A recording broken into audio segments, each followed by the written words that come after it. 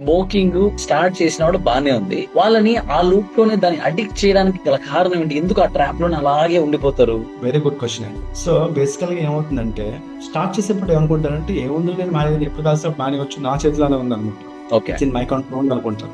నేను దాన్ని కంట్రోల్ చేస్తున్నాను అనుకుంటారు. కానీ ఏమవుతుందంటే, it is scientific reason. For example tobacco addiction తీసుకున్నాం. టొబాకో అంటే ఇన్ ద సెన్స్ స్మోకింగ్, తంబాకు, khaini, gutka, zarda, paan masala, any kind of tobacco consumption, through smoking or through chewing tobacco. ఏమవుతుందంటే ఫస్ట్ ఫ్యూ సెకండ్స్ లో నికోటిన్ అనే ఒక కెమికల్ అవుతుందండి అందులో. ఓకే.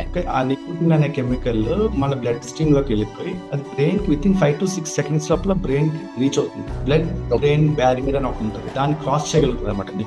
అది క్రాస్ ఏమవుతుందంటే ఒక డోపమైన్ అనే కెమికల్ ఉంటుంది మైండ్ లో, అది రిలీజ్ అవుతుంది. Feel good hormone. ఎందుకో you don't know why, but you feel very good about. చాలా బాగుంది, ప్లెజెంట్ గా ఉంది, ప్లెజర్ గా ఉంది, రిలాక్స్ గా ఉంది.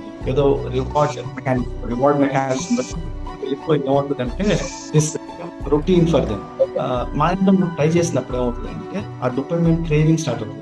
డోపమైన్ క్రేవింగ్, ఆ క్రేవింగ్ నుంచి బయటపడలేదు. క్రేవింగ్ అంటే మీరు దాహం వేసినప్పుడు వాటర్ తాగుతారు కదా, దాహం వేస్తుంది అంత ఫీలింగ్. సో ఆ ఫీలింగ్ నీకు built in survival mechanism. Similar feeling, they feeling thirsty for nicotine. Okay okay okay, got it. So దాని నుంచి బయటకు రాలేదు కదా, అమ్మో నేను టొబాకో తీసుకొని ఎలా బతకాలి, ఓకే నేను లివ్ అనే సర్వైవల్ లూప్ లో వెళ్ళిపోతుంది.